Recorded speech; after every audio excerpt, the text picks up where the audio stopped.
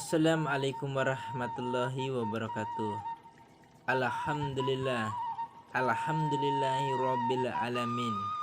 Wa bi nasta'in wala umri dunya waddin. Wassalatu wassalamu ala asrofil anbiya'i wal mursalin. Wa ala alihi wa sahbihi ajmain amma ba'du. Pada kesempatan malam yang berbahagia ini, Kacung Bagus Arya Anom akan mengetengahkan sebuah cerita yang berjudul Risalah Tewasnya Ki Walidin dalam serial Terjadinya Tegal Peninjuan. Sebelum menyimak dan menghayati mendengarkan sebuah cerita yang langsung diceritakan oleh Kacung Bagus Arya Anom, jangan lupa untuk klik, komen, dan share subscribe-nya. Dan jangan lupa bergabung, ikuti dan follow-nya di channel KBAA Channel Official. Selamat menyimak dengan sebuah judul cerita Risalah Tewasnya Ki Walidin. Risalah Tewasnya Ki Walidin dalam serial Terjadinya Tegal Peninjuan. Selamat menyimak.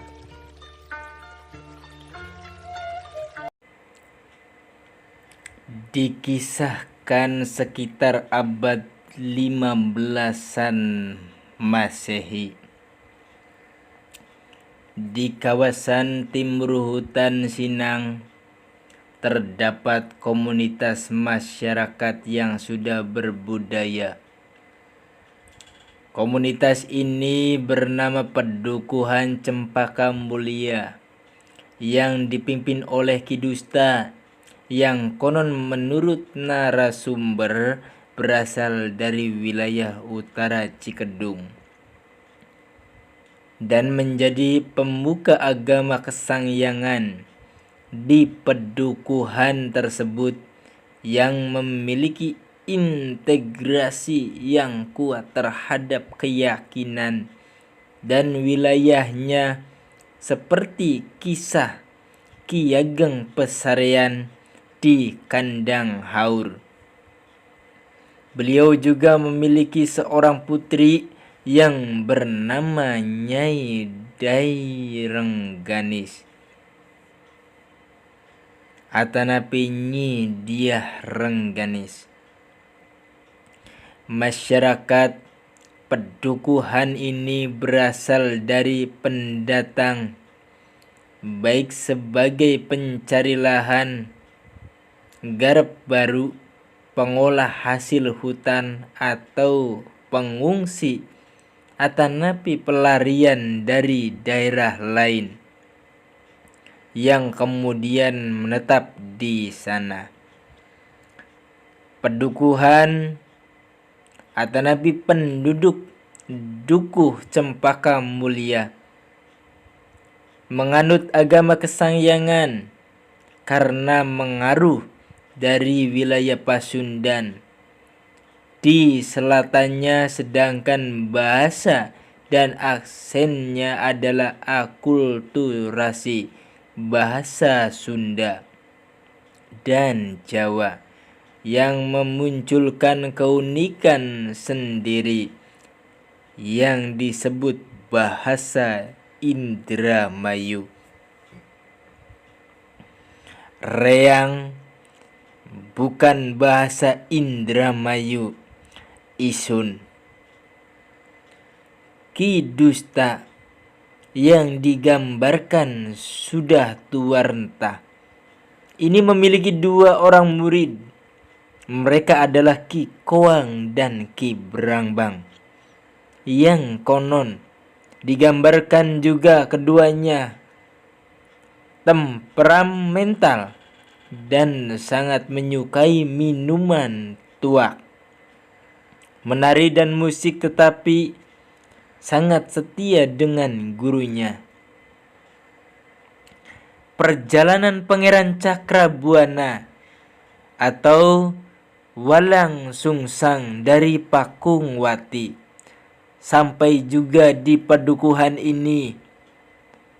Perjalanan Cakrabuana ini dalam rangka penyebaran agama Islam.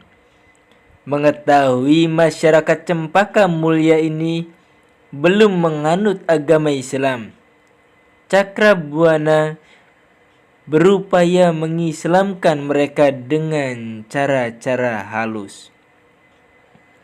Salah satu yang dilakukannya adalah menjadi dalang pertunjukan wayang kulit di perapatan Bugis Bugiana, sekarang Majasayun, dan konon wayangnya dibuat mendadak dari kulit banteng yang ditangkap di hutan Sinang dan tercium amis atau anyir oleh semua yang hadir. Penduduk atau napi masyarakat Cempaka Mulia pun menonton wayang kulit ini, tapi oleh sang dalang diwajibkan untuk bersama-sama membaca 2 kalimat syahadat sebagai tanda masuk Islam, dan untuk lelaki diwajibkan pula sunat. Beberapa hari kemudian, setelah pertunjukan, Pangeran Cakrabuana harus kembali ke Cirebon dan mengutus Ki Walidin untuk menetap dan mengajarkan ilmu keislaman pada penduduk setempat yang baru masuk Islam, termasuk menyunati para lelakinya tersebut. Ki Dusta menyadari ada upaya mengganti keyakinan penduduk Dukuh Cempaka Mulia yang sudah anut bertahun-tahun dengan agama Islam, dan Cempaka Mulia perlahan akan dikuasai Cirebon. Hal ini membuat Ki Dusta tidak menyukai keberadaan Ki Walidin dan menunggu perkembangan selanjutnya. Tetapi berbeda dengan Ki Kowang dan Ki Brangbang sebagai sang murid, keduanya beraksi menentang penyebaran agama Islam ini, misalnya dengan penyebarkan kabar bahwa kelamin pria yang akan disunat akan dipotong dengan pedang. Menghadapi agitasi dan intimidasi ini, Ki Walidin tidak menyerah. Apalagi penduduk Cempaka Mulia sebagian telah memeluk agama Islam. Pertentangan ini semakin hari semakin memanas, dan sebagai puncaknya adalah tewasnya Ki Walidin yang tubuhnya dicicang oleh Ki Kowang dan Ki Brangbang. Lalu mayatnya dikubur di suatu tempat. Tewasnya Ki Walidin yang tidak wajar diketahui oleh Pangeran Cakrabuana di Pakungwati, sehingga Ki Dusta dan muridnya pantas dihukum dan tanpa penunggu lama. Apalagi jarak yang akan ditempuh sangat jauh. Cakrabuana segera mengirimkan pasukan kecil pilihan dari Pakungwati dan santri-santri dari Pasambangan. Ditunjukkan Ki Ageng Agrantaka dan Ki Ageng Krapyak untuk memimpin pasukan ini dan diperintahkan ke Cempaka Mulia. secepatnya, sedangkan Cakrabuana akan menyusul kembali. Kemudian kabar kematian Ki Walidin ini membuat pendukuhan Cempaka Mulia mencengkam dan penduduk ketakutan.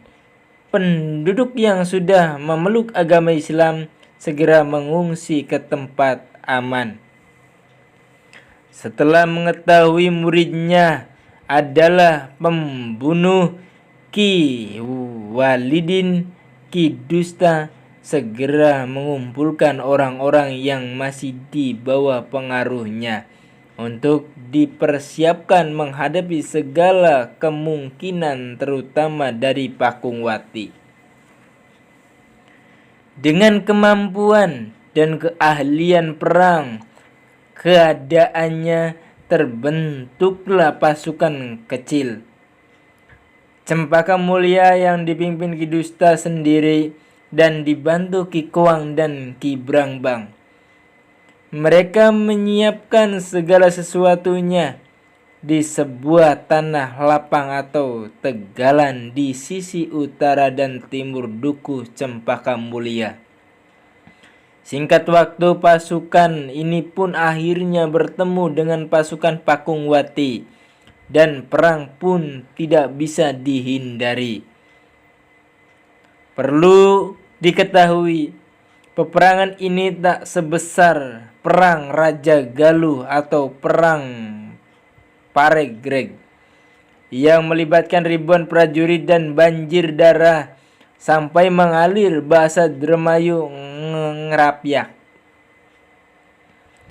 Andaikan ada cerita bahwa peperangan ini sangat besar sampai banjir darah, bukan berarti seperti banjirnya air setelah hujan di jalan-jalan.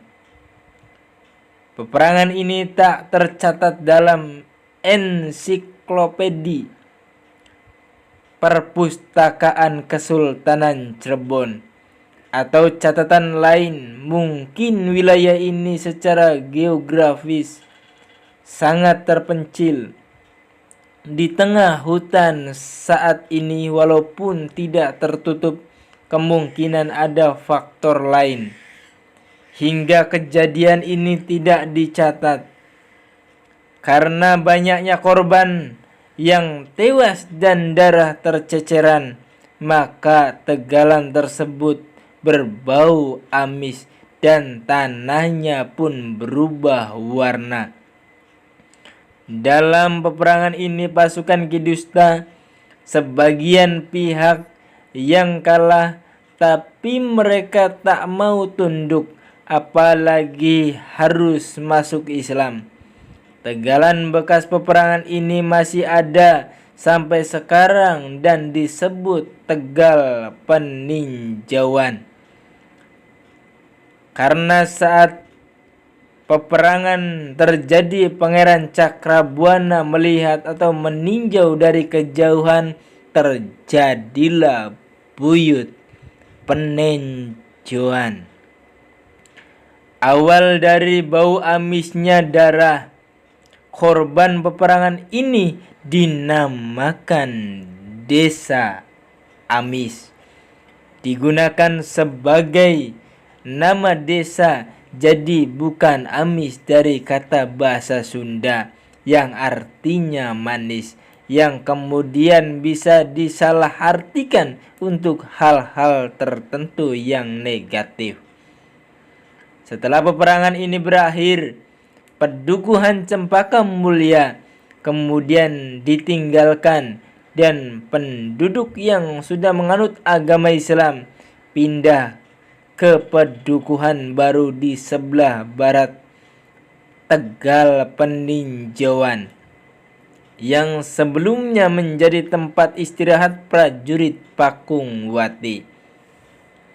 Didasari peristiwa lampau tersebut, sampai sekarang warga desa Amis tabu menanggap wayang kulit atau kesenian lain yang menggunakan media kulit seperti kuda lumping, sebab jika dilanggar maka diyakini akan muncul prahara seperti dahulu, atau meninggalkan salah seorang anggota masyarakat setempat.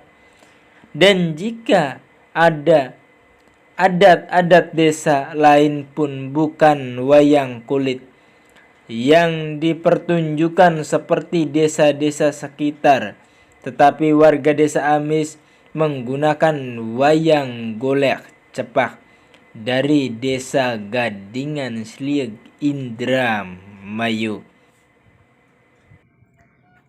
Itulah kisah yang berjudul Risalah Tewasnya Ki Walidin dalam serial Terjadinya Tegal Peneng Cuan.